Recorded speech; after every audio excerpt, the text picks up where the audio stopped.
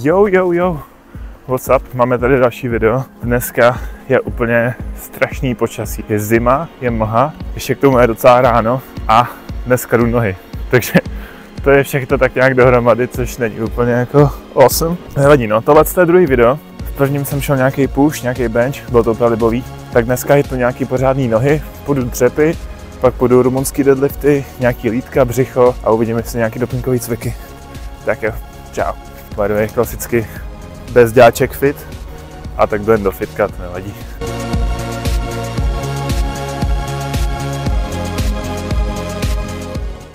OK, tak jsme uvnitř. Jdu nohy, že jo? Takže se musím rozjebat nohy teďka, jako ruce a tak, nejdůležitý tolik. Zahřeju prostě pořádně ty kolena, jsou jako nejdůležitější.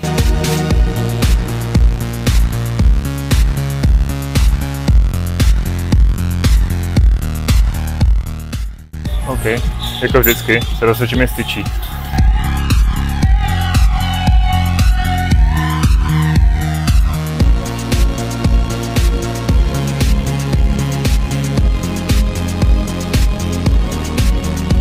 No bro? Čemu, jsme ruší? Ne. Jo, kámo, ty vole, o tom chci mluvit, viděl jsem to video z puše a mega dobrý. Fakt? Jo, ty vole, bavilo mě to. Ty piče, díky kámo. Kámo, tak zdravím vidím. Máme tam těleso, tak jdeme na to.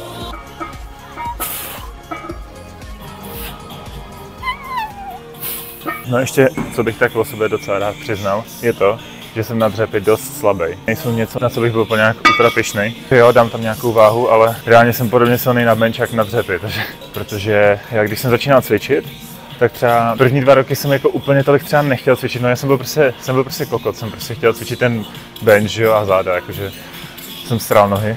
Pak jsem tam měl ale nějaký úraz třeba se zádama, jsem se asi nějak 3 nebo 4 měsíce léčil, takže to jsem nemohl dělat ani jako tahy, ani dřepy. A mohl jsem dělat jenom bench, takže jakoby bench je reálně jediný to, co mi jakoby vydrželo přesně přes tu celou dobu mého cvičení. To jsem se chtěl přiznat, prostě, že dřepy potřebuju zlepšit. 120, tak jdeme na to.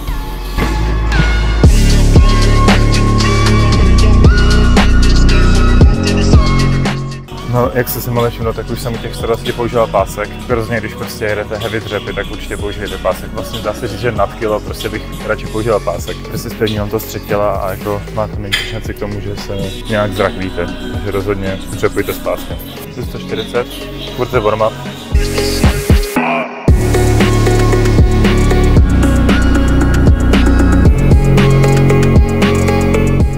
Já se jakože přiznám, že u dřepů mám docela problém s hloubkou, tak jako úplně si nejsem jistý, jestli mám správnou hloubku, možná jako je to na hraně, anebo jsem to nehytnul, no. Dneska je pro změnu 7. No ještě snad si mám ty závody, no, takže jako mám tak ráně 2 tréninky do toho, abych se to naučil pořádně dělat hloubku, nebo měl jsem v prdeli, no. Protože jak na závodech nehytnete hloubku, tak prostě jako by se to nepočítalo. Tak snad to nějak půjde, no. Teďka mám 160, furt by to mělo být jako lehce warm-up. Chtěl bych jít třeba 170, potom na 2, na 3. Takže jak jsem říkal, jak cvičím na sílu, takže mi jde hlavně o to jako jít méně opáček s větší vahou, než víc opáček s menší vahou. Potom 160 uvidíme, jak to bude feelovat, no.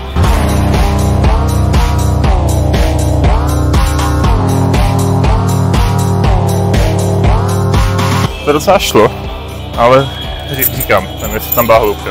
Tak jo, já jdu zkusit těch 170, uvidím, na kolik to dám.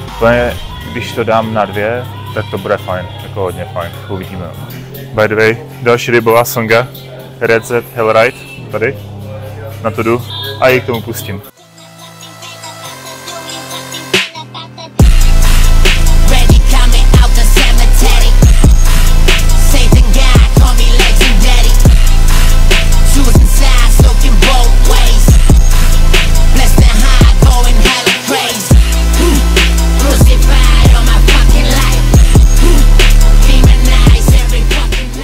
Jakože to první opáčko, tam podle mě určitě nebyla hloubka, ale ty další 2 podle mě jo, takže jsem nečekal, že to dám, to jako jak jsem to zvednul, že jsem to prvně jsem říkal, že dám jen 1, ale to jsem to tak nějak 3, no, ty vole, takže hodně nice, to jsem rád, tak svině. Ale tyhle teďka mi došlo, že 170, jak jsem šel předtím, takže přesně před měsícem, minus dnem, jsem to dal na 1, takže jako když jsem to dal po měsíci na 3, tak je docela dobrý. Tak je další dobrá songa, Suicide Boys, tady ta, což jede, jdeme na to.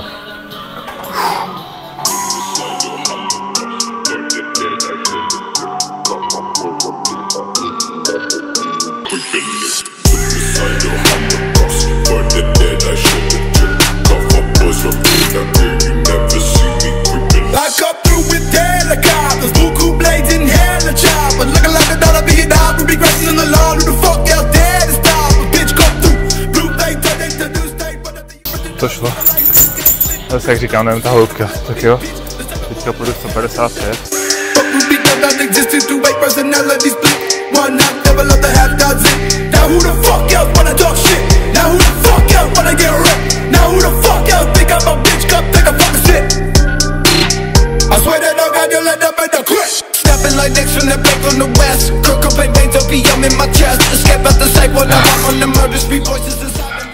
No, mimochodem taky k tomuhle pásku se váže jako extrémní historie. Já mám jednoho kámoše, no a právě mě do toho úplně jako nejvíc dostal, že? Díky kámo, díky němu vlastně jako jsem se dal do toho cvičení. No a on právě si koupil tady ten pásek a pak si právě koupil novej a mě dal tenhle ten, takže tohle je prostě reálně 7 let starý pásek a furt se s ním třepuje a tahá úplně úžasně, takže jako fakt super pásek.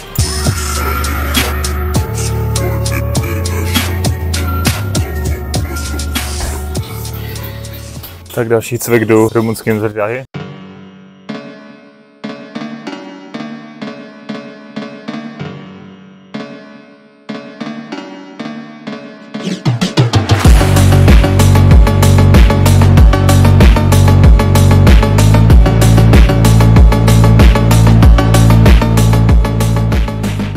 Tak jo, teďka tam mám 160, uvidím, jak to bude feelovat.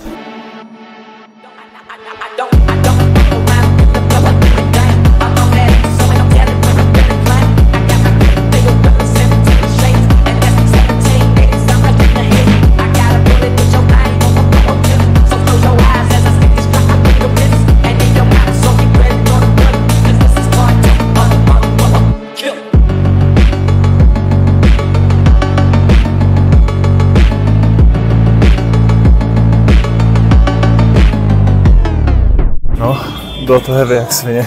Ale dal jsem to na 5, takže to je docela dobrý. 106 na 5. Ok, tak pokračujeme. Už tam jen 150. Furt to prostě navíc.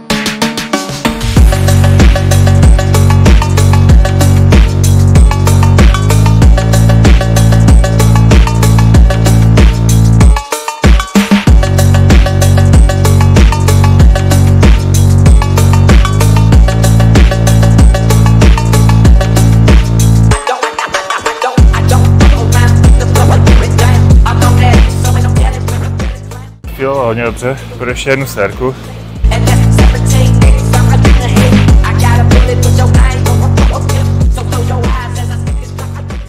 Těžký dřepy, sérky dřepů, těžký sérky tady RDLek, půjdu lítka a pak uvidím, co se dá.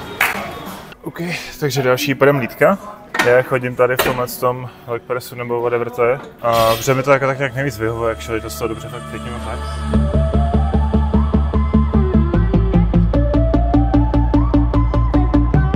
Taky mimochodem, ten stroj je takový, že to prostě feeluje hrozně jako lehce na něm, takže prostě vždycky mám normálně full stack a vždycky si musím přinést 4 kačinky. No a každopádně full stack plus 40 kg, tak jdem na to.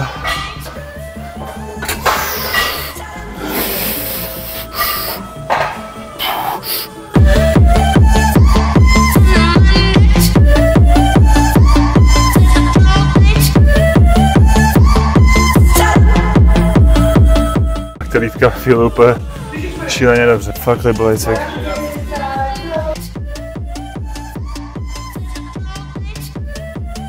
Actually, tyjo, potom, co jsem jako odjel ty dřepy a pak ty Rumuny, tak vždycky přitom se úplně těším na ty lítka, protože to je tak jako pálí to jak svině, ale to je tak prostě příjemná bolest oproti těm dřepům a Rumunům, to je úplně, tohle je fakt úžasný. Tohle je poslední hard nohy trénink před těma závodama. No ale jakože před těma závodama chci jít deload, neboli že prostě budu třeba jako o 30-40% lehčí než normálně, protože prostě se nechci jako úplně přepínat před těma závodama. No. Jakože to nejsou, jako já o tom furt mluvím, jako závody a tak, to je jenom takový, jakože to bude takový hodně low key, že to nebude nějaký jako profesionální extra mod. To jako vyzkouším a uvidím, protože reálně já jsem nikdy právě v životě nedělal žádný sport závodně a nikdy jsem vlastně actually nebyl na žádných závodech pomalu. Teďka, když už takhle poprvé na nějakých závodech, říkám, jsem z toho takový docela jako hotový.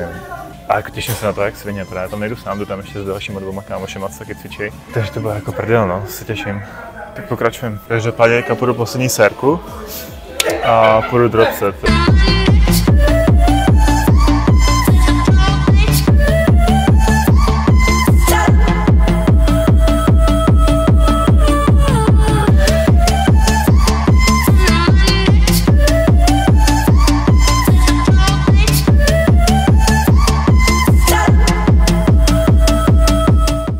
krávo, tohle je fakt jakože totálně deadly. Yeah. Ale jako čekajte ten pump. OK, tak mám tu poslední cvik dneška pro nohy. Půjdu tady, to jsou zákopy, nejsou to předkopy. No, tak vypadá. Půjdu nějaký 2-3 sérky, jen tak jako na chill, prostě no už.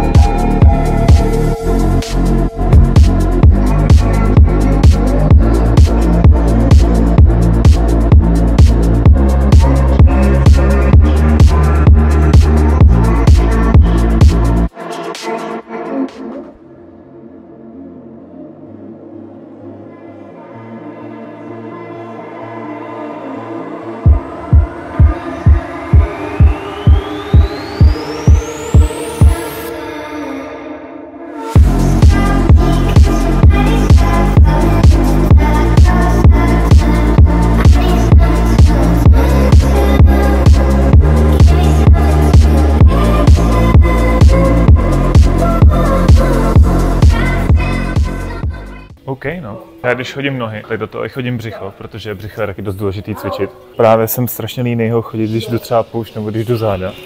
Takže břicho dělám, když jdu nohy. Těch nohou nemám zase tolik cviků. Normálně to dělám na hrazdě a chci zkusit na kruzích, že prostě jako se zavěsím a zvedám nohy. To je fakt jako dobrý, mě to jako i baví docela ta kalisthenika.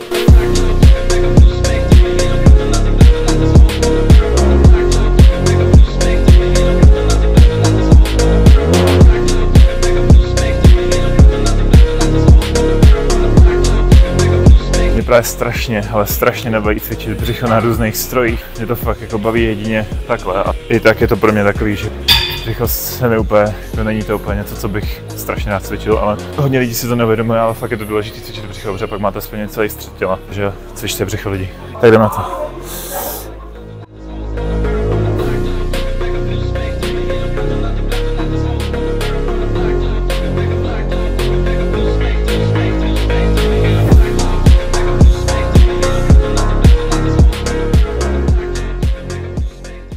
OK, tak jdem poslední sérku teďka už.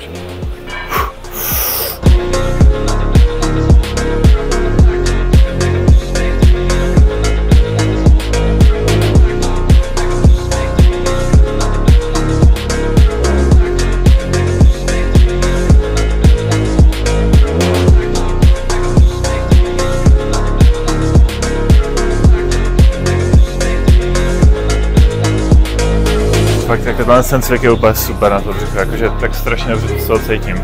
No tak jo, furt je mega hnusně. Já jsem doufal, že se potom trošku jako vyjasní, ale furt je úplně stejně hnusně, co to je, nevadí. Takže dneska to byly nohy, nějaká zase rekapitulace, 170×3 na dřep, to bylo extrémně dobrý, to jsem jako fakt čuměl. Pak jsem šel ty rumunský deadlifty, na ty jsem zase nedal tolik, ale jako furt to šlo. Pak tam byly ty lítka, to byly fakt jako, to mám tak strašně rád cvičit lítka, reálně to je úplně skvělý. Pak nějaký ty zákopy a nakonec to břicho. No jo, takže tohle se byl reálně můj poslední tak nějak jakoby hard trénink před těma závodama, co jsou příští týden. Příští video bude asi z těch závodů, na to se docela těším, jako jsem zvědavý, budem tam s klukama, takže to bude fajn. A za mě to asi dneska všechno, loučím se s váma a čau.